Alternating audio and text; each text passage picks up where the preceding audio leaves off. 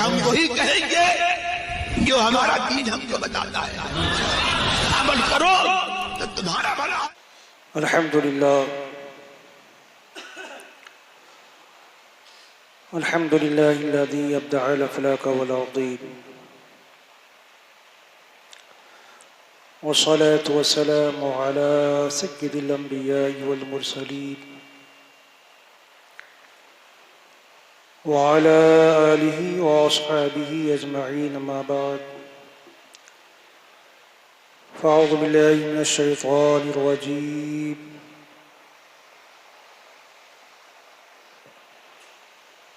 ان الصلاة تنہی عن الفحشاء والمنکر، آمنت باللہ، صدق اللہ مولانا العظیم، وصدق رسولہ النبی الامین المتین الکریم،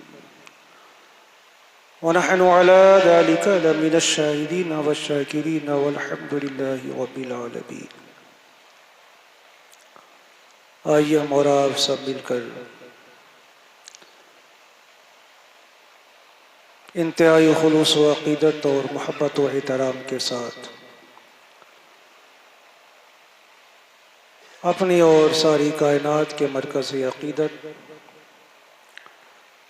ارواحنا فدا جناب احمد مجتبی محمد مصطفیٰ صلی اللہ تعالی علیہ وآلہ وسلم کے دربار شاہانہ میں نذرانے درود و سلام پیش کریں، پڑھیں بادب اللہم صلی علی سیدنا شفیعنا حبیبنا مولانا محمد معدن الجود والکرم وآلہ الکرام وابنہ الکریم بارک وسلم صلاة و سلاما علیک یا سیدی یا رسول اللہ صلی اللہ تعالی علیہ وسلم۔ ڈاکٹر اقبال نے بہت پہلے کہا تھا،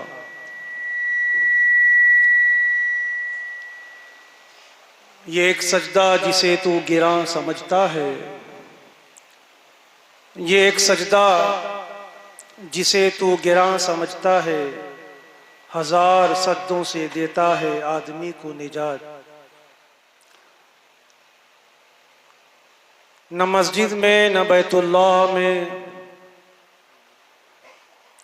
نہ مسجد میں نہ گھر میں نہ بیت اللہ کی دیواروں کے سائے میں نماز عشق ادا ہوتی ہے تلواروں کے سائے میں۔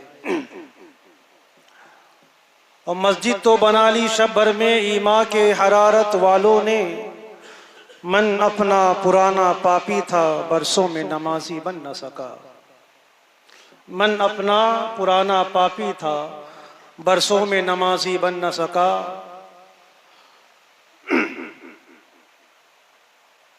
برادران ملت اسلامیہ، رمضان المبارک کا پربہار مہینہ ہم سے رخصت ہو گیا، رحمتوں برکتوں کہ وہ لیل و نہار ہمارے سامنے سے گزرے۔ اللہ تبارک و تعالی کہ محبوب بندوں نے اس ماہ میں اللہ کی عبادتیں کر کے، ریاضتیں کر کے اس کی رضا کو حاصل کیا۔ سب سے پہلی بات، جتنے لوگ ہو میری طرف دیکھو، یہ سونا بند کرو، ادھر دیکھو، سب ادھر دیکھو، کوئی بھی منڈی نہیں جھکائے گا۔ میں آپ سے گفتگو کر رہا ہوں، میری طرف دیکھو۔ یہاں سونے آئے ہو، نماز پڑھنے آئے ہو، کچھ بیان سننے کے لیے، ورنہ چاہو نماز پڑھ کے نکل جاؤ۔ ہفتے میں ایک دن مہلت ملتی ہے، وہ بھی یہاں پر منڈی جھکائے نیچے جھک دیکھنے کا۔ یہی دین سیکھو گے سب کے سب؟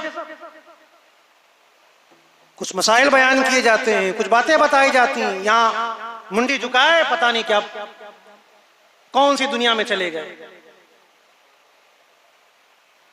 مسئلہ بھی یہی ہے کہ اگر مسائل بیان کی جائیں تو ذکر و اذکار بھی بند کر دیا جائے، پھر بھی چالو رہتا ہے۔ دیکھو کہ کیا علماء دین بیان کر رہے ہیں، ایک تو سیکھنے کا جذبہ نہیں، اور اگر پہلے پہنچ بھی گئے تو منڈی جھکائے نیچے بیٹھنے کا۔ یہی وجہ ہے کہ آج اکثر عوام ہماری اہل سنت والجماعت کی عوام وہ مسائل شریعہ سے ناواقف ہے، نابلد ہے، جاہل ہے، اور ایسے جاہل بیٹھ کر فتوے دیا کرتے ہیں۔ آدھی باتیں نیند میں سنیں گے، آدھی آنکھ کھول کر سنیں گے، تو کیا سنو گے، کیا سمجھو گے، پھر کیا اپنی زندگی میں اس کو اپنے عمل میں لاؤ گے؟ ایک عالم دین کئی کتابوں کا مطالعہ کرتا ہے، پھر تمہارے سامنے کھڑا ہوتا، یہاں وہاں کی باتیں بھی نہیں ہانکتا، قرآن و حدیث کو پڑھ کر اس کی تفاسیر کو دیکھتا ہے، تشریحات کو دیکھتا ہے، بزرگان دین کی کتابوں کو پڑھتا ہے، پھر کہیں جا کر وہ باتیں آپ تک پہنچاتا ہے۔ القاء نہیں ہوتا اس کے ذہن میں کہ ڈائریکٹ ذہن میں ڈال دیا گیا، زبان سے آپ تک بتا دی گئی، بات پہنچا دی گئی۔ وہ بھی انسان ہے، اس کو بھی پڑھنا پڑتا ہے۔ ہم لوگ بھی پڑھ کر آتے ہیں، کتابیں دیکھ کر آتے ہیں، مطالعہ کر کے آتے ہیں، اس کے بعد آپ کا یہ عمل کہ آپ اپنی منڈیوں کو جھکائے بیٹھے ہیں۔ آپ اگر کسی سے بات کریں، کوئی اگر منڈی جھکائے سن رہا ہو، آپ سے مخاطب نہ ہو، اچھا لگے گا؟ جتنے بھی صوفیت ہے نا، اب باہر رکھا کرو، اگر سامنے بیٹھے علماء کے تو علماء کی صرف باتیں سنا کرو، بس وہ جذب کی کیفیت دور رکھو۔ جو ہوں گے لمبے لمبے بال والے، جو جذب میں لے جاتے ہوں گے تم کو، جو صوفیت سکھاتے ہوں گے، آج کل کی صوفیت وہ صوفیت نہیں بلکہ شیطانیت ہے، یاد رکھنا۔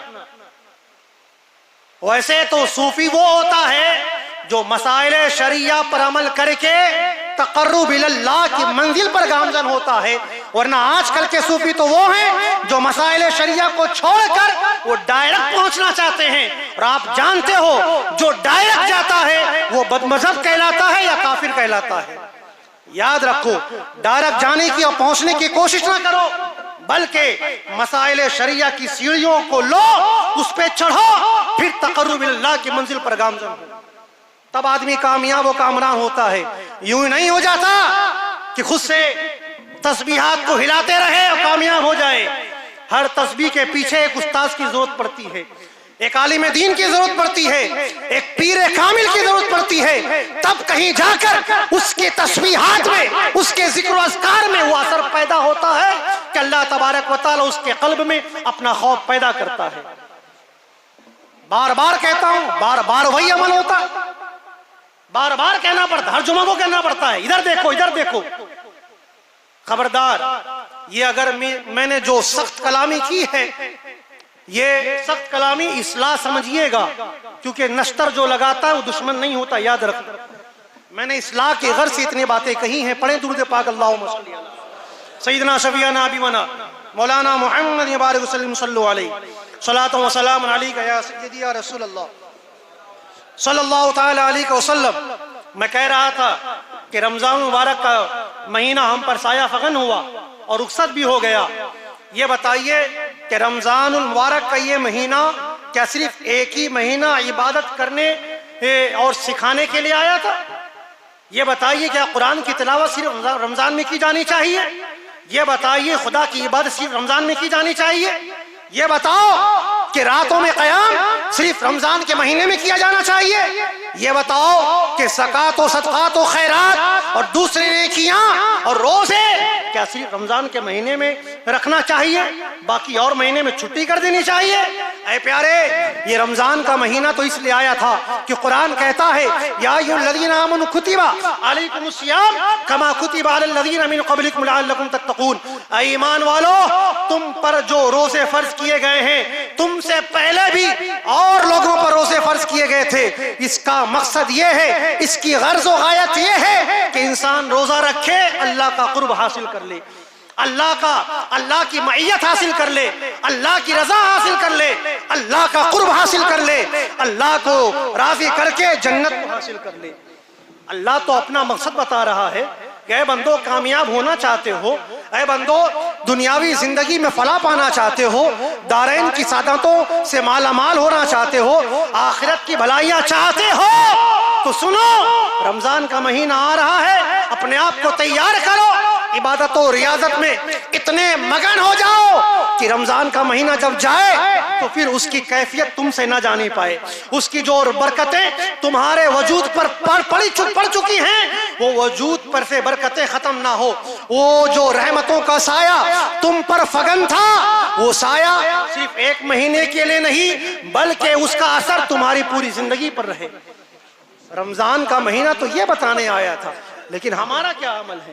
رمضان کا یہاں مہینہ ختم ہوا، شوال کا چاند نکلا، پھر وہی پرانے نمازی مسجدوں میں ایک صفحے یا دو صفحے رہ گئی، پھر کوئی قرآن کا قاری نظر نہیں آتا، پھر کوئی دوسری عبادتیں کرنے والا نظر نہیں آتا، پھر 5 وقتہ نمازی نظر نہیں آتا۔ بتاؤ کہ اللہ تبارک و تعالیٰ نے یہی کہا تھا کہ اس رمضان کے مہینے میں پوری عبادتیں کر لینا اور پھر غائب رہنا؟ اے پیارے، یہ عبادت جو ہم نے کی ہے، کیا یہ آپ کو پتا ہے کہ آپ کی قبول ہوئی ہے؟ کس خوش فہمی میں ہو کہ ہم نے رمضان کے مہینے میں روزے رکھے، عبادتیں کی، قرآن کی تلاوت کی، اللہ کی بارگاہ میں اپنے سر کو جھکایا ہے اور ذکر و اذکار کیا ہے؟ یا یقین سے کہہ سکتا ہے کوئی کہ ہماری عبادتیں قبول ہوئی ہیں؟ کس مگن میں ہو؟ ارے استقامت ہونا چاہیے، اور استقامت کا طریقہ جو بزرگوں نے بتایا ہے وہ یہ کہ اگر کوئی عبادت تم نے کی ہے، اس عبادت کو جانچنا ہے، تحقیق کرنا ہے کہ یہ ہماری عبادت قبول ہوئی یا نہیں، تو اس کا سب سے آسان طریقہ یہ ہے کہ یہ دیکھ لو کہ اس کے کرنے کے بعد بھی تم اس عبادت کو کر رہے ہو یا نہیں کر رہے۔ اگر کر رہے ہو، دل لگ رہا ہے، تو جان لینا تمہاری عبادت قبول ہو گئی، اور اگر دل نہیں لگ رہا، دل دنیا میں لگا ہے، آخرت سے اچاٹ ہو گیا ہے، خدا کا خوف نکل گیا ہے، مسجدوں کو ویران کر دیا ہے، عبادت گاہوں کو خالی کر دیا ہے، تو یاد رکھنا تمہاری وہ عبادتیں قبول نہیں۔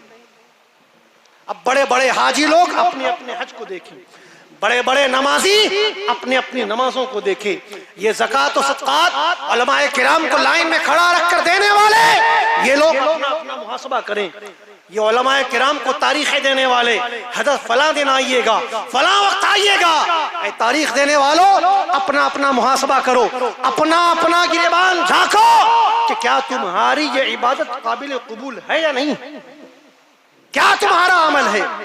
رمضان تو ہم کو پورا سال، پوری زندگی ہمیں متقی بنانے کے لیے آیا تھا، لیکن ہمارا یہ عمل ہے کہ ہم نے بس ایک مہینے کے لیے مسلمان بننا تھا، مسلمانوں کی فہرست میں نام اندراج کروانا تھا، پھر غائب ہو جانا تھا۔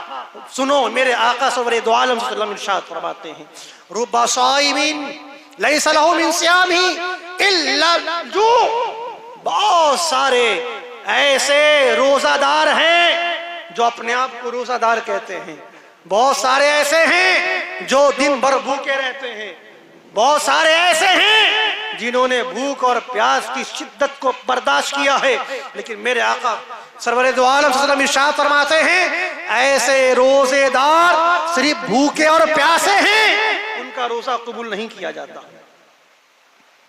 ان کا روزہ قبول نہیں کیا جاتا۔ پھر آگے اور آقا ارشاد فرماتے ہیں وَرُبَّ قَائِمٍ لَيْسَ لَهُ مِنْ قِيَامِ إِلَّا السَّحَرُ، بہت سے ایسے قیام اللیل کرنے والے ہیں، راتوں کو جاگنے والے۔ راتوں کا جاگنے کا مطلب یہ نہیں کہ اپنی اپنی اسکوٹروں پہ بیٹھے رہو اور پھر یہاں گلی کے چڑوں میں نکڑوں میں گھومتے رہو۔ راتوں کا جاگنا یہ مطلب نہیں ہوتا، بلکہ راتوں کو جاگنے کا مطلب یہ ہے کہ تم نے راتوں میں اٹھ کر اللہ کی عبادت کی ہے کہ نہیں کی ہے۔ میرے آقا ارشاد فرماتے ہیں بہت ایسے قیام اللیل کرنے والے ہیں، راتوں کو خدا کی عبادت کرنے والے ہیں کہ صرف وہ اٹھک بیٹھک کر رہے ہیں، وہ صرف وہ دکھاوا کر رہے ہیں، ان کی وہ عبادت قبول نہیں کی جاتی، صرف رات جاگنا ہوتا ہے۔ اب اپنا محاسبہ کرو، ہم نے کیا ہے، ہم نے کیا کیا ہے؟ قرآن تو کہہ رہا ہے نا کہ ہم نے تمہیں متقی بنانے کے لیے یہ مہینہ دیا، تاکہ یہ مہینہ گزرے، ہماری زندگی میں تبدیلی آئے، انقلاب پیدا ہو، ایسی کیفیت پیدا ہو جائے کہ اس مہینے کے جانے کے بعد بھی اس کا جو خمار ہے، اس کی جو کشش ہے، اس کی جو محبت ہے، جو رنگت ہے، ہمارے وجود سے اترنے نہ پائے، ہماری زندگی عمل صالح والی زندگی بن جائے، ہماری زندگی شریعت کے مطابق گزرنا شروع ہو جائے، ہم شریعت کی روشنی میں اپنی زندگی کو گزارنا شروع کر دیں، یہ کیفیت پیدا ہونی چاہیے۔ لیکن یہاں تو دیکھنے میں یہ آتا ہے کہ یہاں چاند نکلا شوال کا، وہاں سینما ہال آباد ہو رہے ہیں، یہاں چاند نکلا شوال کا، وہاں جوئے گھر آباد ہو رہے ہیں، یہاں چاند نکلا ہے شوال کا، وہاں جوئے بازیاں کی جا رہی ہیں، وہاں شراب نوشیاں کی جا رہی ہیں، وہاں ڈانس کیا جا رہا ہے، ہر وہ گناہ کہ جس کے بارے میں میرے آقا سرور کائنات صلی اللہ علیہ وسلم نے ارشاد فرمایا تھا، اے لوگو، اللہ تبارک و تعالیٰ نے تمہیں بہترین امت میں بنایا ہے، وہ سب سے بہتر بنایا ہے، تمہاری تو علامت یہ ہے، تمہارا تو کمال یہ ہے، تمہارا تو منصب یہ ہے، تمہارا تو معیار یہ ہے کہ تم لوگوں کو بھلائی کی طرف بلاتے ہو اور لوگوں کو برائیوں سے روکتے ہو۔ لیکن آج انسان کا عمل یہ ہے، بھلائیوں کی طرف بلانا تو دور ہے، یہ خود برائیاں کرتا نظر آ رہا ہے۔ جب خود برائیوں میں ملوث نظر آؤ گے، کرو گے کیا؟ کس کو سمجھاؤ گے؟ ہاں، نماز نہیں پڑھو گے، نماز کی دعوت دے پاؤ گے؟ قرآن کی تلاوت نہیں کرو گے، قرآن کو پڑھانا، اپنے بچوں کو پڑھنا اور پڑھانا یہ سکھا پاؤ گے؟ دین کی طرف رغبت نہیں ہوگی، دین کی طرف دلچسپی نہیں ہوگی، دین کی طرف انٹرسٹ نہیں ہوگا، تو بتاؤ اپنے بچوں کو تعلیم کیا دو گے؟ بیٹا تو یہی کہے گا کہ ابا خود تو نماز نہیں پڑھتے، ہمیں نماز کا درس دے رہے، خود تو قرآن کی تلاوت نہیں کر رہے، ہمیں قرآن کا درس دے رہے ہو، خود تو نیکیاں نہیں کر رہے، خود چوراہوں پر بیٹھ کر یہاں وہاں بیٹھ کر اپنے ایام زندگی گزار رہے ہو، ہمیں درس دے رہے، بتاؤ پھر کیا جواب ہوگا؟ بچہ اگر سوال کر لے تو کیا جواب ہوگا؟ جب ہم نے خود یہ عمل نہ کیا تو ہم کس کو کیا تبلیغ کریں گے، کیا بتائیں گے؟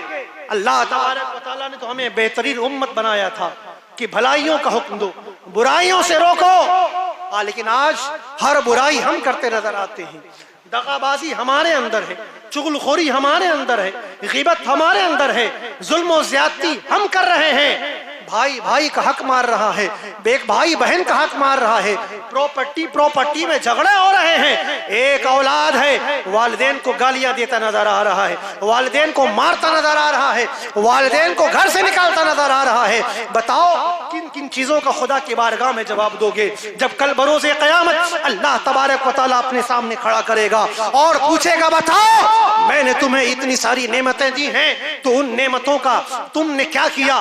کیا جواب ہوگا ہمارے پاس؟ بتاؤ اس پیارے پیغمبر کے سامنے ہم اپنا چہرہ، یہ گناہگار والا چہرہ، یہ گناہوں سے آلودہ چہرہ کس طرح لے کر جائیں گے کہ وہ پیغمبر آخر الزمان صلی اللہ علیہ وسلم نے اپنے نورانی ہاتھوں سے مسجد کی اینٹیں اٹھا کر مسجد کی تعمیری کام میں حصہ لیا؟ بتاؤ اس رسول ہاشمی کی بارگاہ میں کیا جواب بن پڑے گا کہ جب پوچھا جائے گا، اے میرے امتی بتا تو نے خدا کی عبادت کی یا نہیں کی ہے، کہ تو نے مسجدوں کے آباد کیا کہ نہیں کیا؟ وہ رسول آخر الزمان صلی اللہ تعالی وسلم کہ جنہوں نے پوری رات اللہ کی عبادت میں گزار دی ہے، اور اللہ تبارک و تعالیٰ کو مصطفیٰ کے مصطفی پر ایسا پیار آیا ہے کہ قرآن میں خدا نے نازل فرمایا، یا ایھا المزمل قم اللیل الا قلیلا نصفہ او انقص منہ قلیلا او زد علیہ ورتل القرآن ترتیلا۔ اے نورانی جھرمٹ میں رہنے والے، اتنی عبادتیں نہ کریں، پوری رات کھڑے نہ رہیں،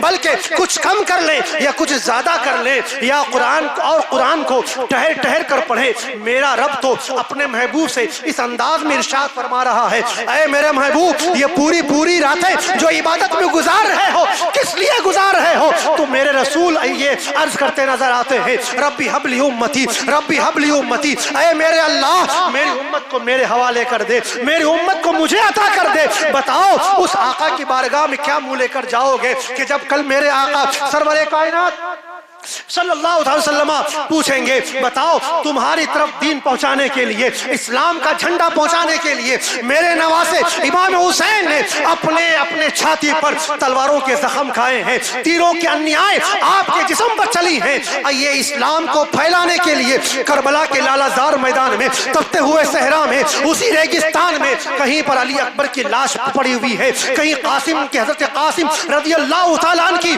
بے گور و کفن لاش پڑی ہوئی ہے، ایک ننھے علی اصغر ہیں کہ جنہوں نے اپنے حلقوم پر تیر کھا کر ہم تک اسلام کو پہنچایا ہے۔ بتاؤ کیا جواب پڑے گا کہ جب میرے آقا سرور کائنات صلی اللہ علیہ وسلم کی بارگاہ میں ہماری حاضری ہوگی، ہم ہیں ایسے مسلمان بن رہے ہیں کہ رمضان کے مہینے تک ہم نے اپنی مسلمانی کو ظاہر کیا ہے، رمضان کا مہینہ چلا گیا تو ہم پھر وہی بدماش بن گئے، پھر وہی ہم پاسی بن گئے، پھر ہم وہی ایسے ظلم و زیادتی کرنے والے بن گئے کہ اللہ کی پناہ نہ ہمارے اندر وہ وفا رہا، نہ ہمارے اندر وہ عبادتوں کا شوق رہا، نہ ہمارے اندر عبادتوں کا ذوق رہا، نہ ہمارے اندر خدا کا خوف رہا۔ اے مسلمانوں اب بھی وقت ہے، میں نے گئے مرتبہ بھی کہا تھا، قرآن کی آیت کو پڑھ کر بتایا تھا، قرآن تو یہ بار بار کہہ رہا ہے، 1450 سال سے کہہ رہا ہے، الم یان للذین آمنوا ان تخشع قلوبهم لذکر اللہ، کیا اب بھی وقت نہیں آیا کہ تم اٹھ کھڑے ہو اللہ کی عبادت کے لیے کھڑے ہو؟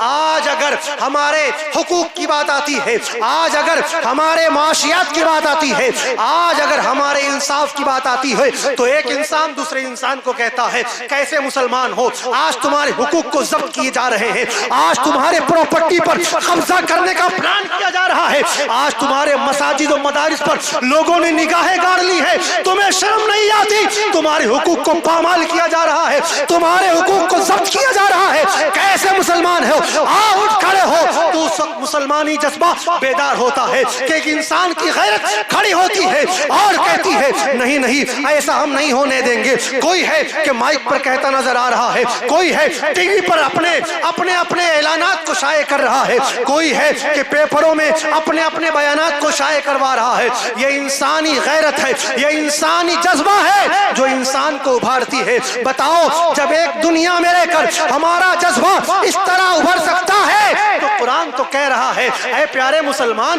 اٹھ کھڑا ہو جا، اللہ کی عبادتیں کرنا شروع کر دے۔ یاد رکھنا جب اللہ کی عبادتیں کرنا شروع کر دے گا اللہ تبارک و تعالی تجھ پر سے 1000 مصیبتوں کو اٹھا دے گا۔ یہ تو خدا کا وعدہ ہے نا۔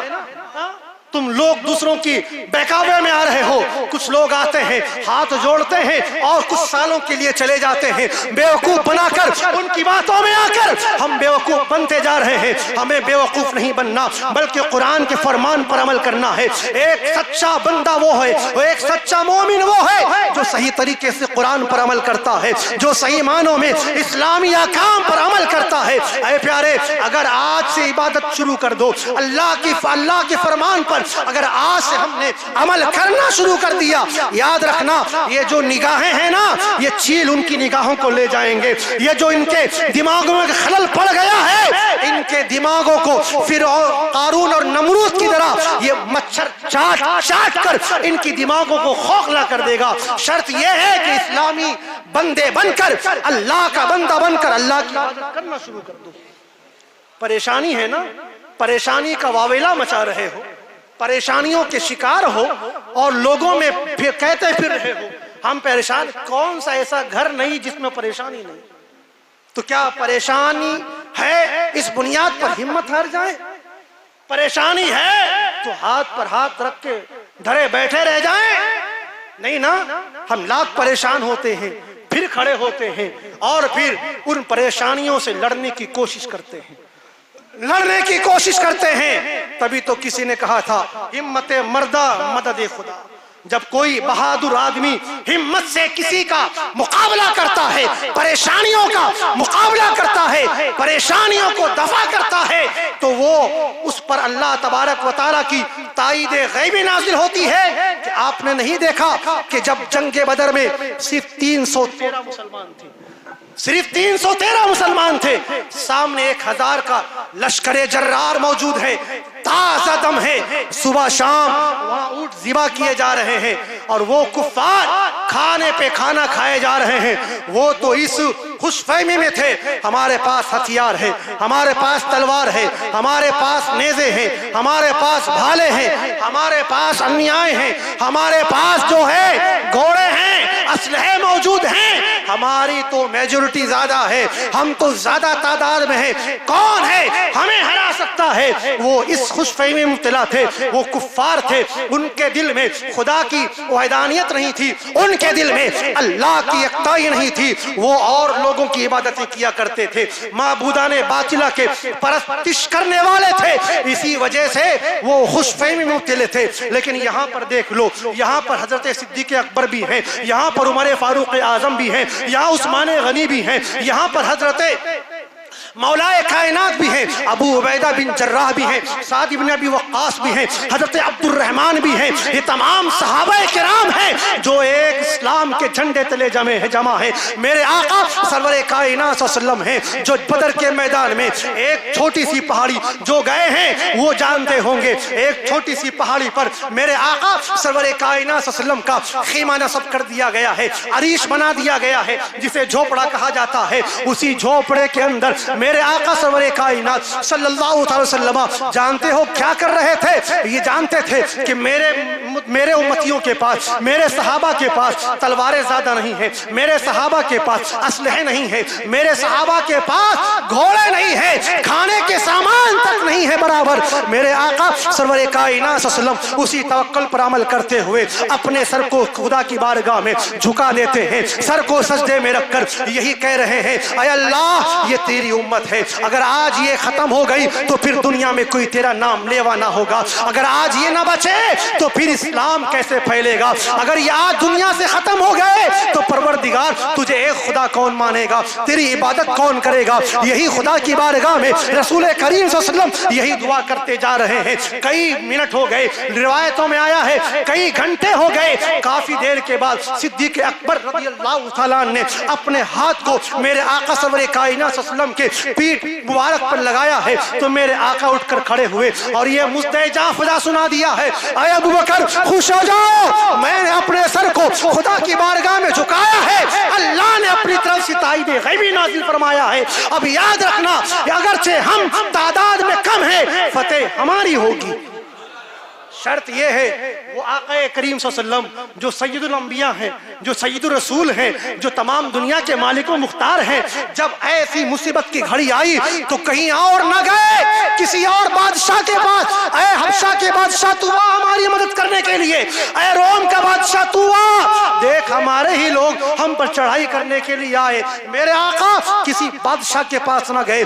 کسی حکمراں کے پاس نہ گئے، اگر کسی بادشاہ کے پاس گئے تو اس بادشاہ کے پاس گئے جو تمام بادشاہوں کا بادشاہ ہے، جو رب العالمین ہے، جس نے بادشاہوں کو بادشاہت عطا کی ہے۔ میرے آقا اسی بادشاہ کے پاس جاتے ہیں، اپنے سر کو جھکا کر اپنی پریشانیوں کو رکھتے ہیں، اللہ تبارک و تعالی ان کی پریشانیوں کو دور کر کے جنگ بدر میں انہیں فتح عطا فرماتا ہے۔ تو بتاؤ آج ہم اگر اسی بادشاہ رب العالمین کی بارگاہ میں اگر اپنے سر کو جھکا کر اس سے فریاد کریں گے تو کیا وہ رب العالمین ہماری فریاد کو نہ سنے گا، ہماری پریشانیوں کو کا مداوا نہ دے گا، ہماری پریشانیوں کا حل ہمیں نہ دے گا؟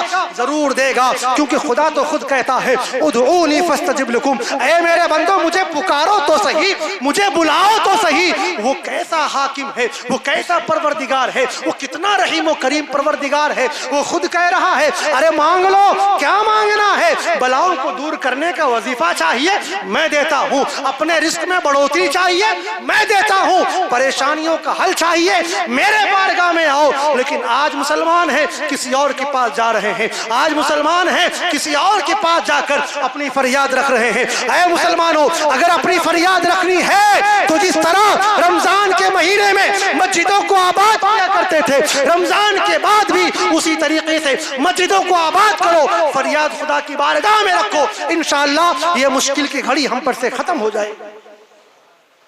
یہ مشکلات اگر ختم کرنا ہے، کوئی ڈاکٹر ختم نہیں کر سکتا، کوئی وکیل ختم نہیں کر سکتا، کسی پروفیسر اور کسی منتری کی بس کی بات نہیں ہے۔ ہمارے اپنی پریشانیاں ختم کرنے کی. اگر پریشانیاں ختم کروانی ہے تو آؤ اسی طریقے پر عمل کرو جس طریقے پر میرے آقا سرور دو عالم صلی اللہ علیہ وسلم نے عمل کیا. آؤ اسی طریقے پر عمل کرو جس طریقے پر صحابہ کرام نے عمل کیا. آؤ اسی طریقے پر عمل کرو جس طریقے پر ہند کے راجا خواجہ خواجگاہ نے عمل کیا. جب آپ ہندوستان تشریف لائے بتاؤ آپ کے ساتھ کتنے سپاہی تھے, بتاؤ آپ کے ساتھ کیا ساز و سامان تھا. کوئی لشکر نہیں, کوئی اسلحہ نہیں, کوئی تیر و کمان نہیں, کوئی گھوڑا نہیں, کچھ نہیں. آئے ہیں تو اللہ کی عطا سے آئے ہیں اور رہے ہیں تو اللہ کی عطا سے رہے ہیں. اور دنیا دیکھ رہی ہے وہ ہندل ولی جن کو یہاں بھیجا گیا تھا اس وقت بھی ہند کے راجا تھے, آج بھی ہیں, قیامت تک ہند کے راجا رہیں گے. کسی کے اندر ہمت نہیں ہے کہ ہند کے راجا جب تک ہیں اس وقت تک ان کے غلاموں کو نکالا جا سکے, اس وقت تک ان کے غلاموں کو در بدر کیا جا سکے. شرط یہ ہے کہ غلام آقا کے پاس پہنچے, شرط یہ ہے کہ غلام اپنے مالک کے پاس پہنچے. اگر غلام اپنے آقا سے پھرا ہوتا ہے تو پھر وہ غلام در در کی ٹھوکریں کھاتا ہے جب تک کہ اپنے آقا کے پاس نہ آ جائے. اے مسلمانوں, ہم غلام ہیں, غلام خواجہ ہیں, ہمیں انہی کی بارگاہ میں جانا ہے. ہم غلام ہیں, غلام غوث اعظم ہیں, ہمیں انہی کی بارگاہ میں فریاد لگانی ہے. ہم غلام ہیں, غلام مصطفیٰ ہیں, ہمیں انہی کی بارگاہ میں فریاد لگانی ہے. اور ہم بندے ہیں, اللہ کے بندے ہیں, اسی پروردگار عالم کی بارگاہ میں اپنی فریاد کو رکھو. انشاءاللہ وہ پروردگار ہماری فریاد کو سنے گا اور ہماری مصیبتوں کا مداوع ہمیں عطا فرمائے. شرط یہ ہے, پڑھیں گے نماز کی نہیں پڑھیں گے. یہاں مجھ سے وعدہ کر کے وعدہ خلافی تو کر جاتے ہو, لیکن قرآن نے جو وعدہ لیا ہے اس کے وعدہ خلافی نہ کرنا. آج تو کہہ رہے ہو اللہ کی قسم اگر یہ وعدے پر عمل ہو گیا تو یقین جان لو چاہے جو یہ کوئی بھی انسان کوئی بھی حکم لگا دے, کوئی بھی قانون تھوپ دے, اگر مسلمان واقعی سچا مسلمان ہے, اگر واقعی مسلمان سچا مومن ہے تو قرآن کا وعدہ ہے تم ہی کامیاب رہو گے, تم پر کوئی فلاح نہیں پا سکتا. قرآن کہہ رہا ہے یا ایھا الذین آمنوا ادخلوا فی السلم کافہ, اے مسلمانوں, اے ایمان والو, کمپلیٹلی اسلام میں داخل ہو جاؤ, انٹر کر جاؤ. جب کمپلیٹلی مسلم بن جاؤ گے تو قرآن کہتا ہے تفلحون, تم کامیاب ہو جاؤ گے. قرآن کہتا ہے کہ اللہ تبارک و تعالیٰ تم سے راضی ہوگا, اور جس سے خدا راضی اس کے لیے دارین کی سعادت اسے حاصل ہو جاتی ہے. خوب کی سیر چمن, پھول چن نشاد رہے, باغ با جاتا ہوں میں, گلشن تیرا آباد رہے. آمین یا رب العالمین بجاہ النبی الامین الکریم صلی اللہ تعالی وسلم. استغفر اللہ ربی من کل ذنب واتوب الیہ. کھڑے ہو جائیں, سنتوں کو ادا کریں.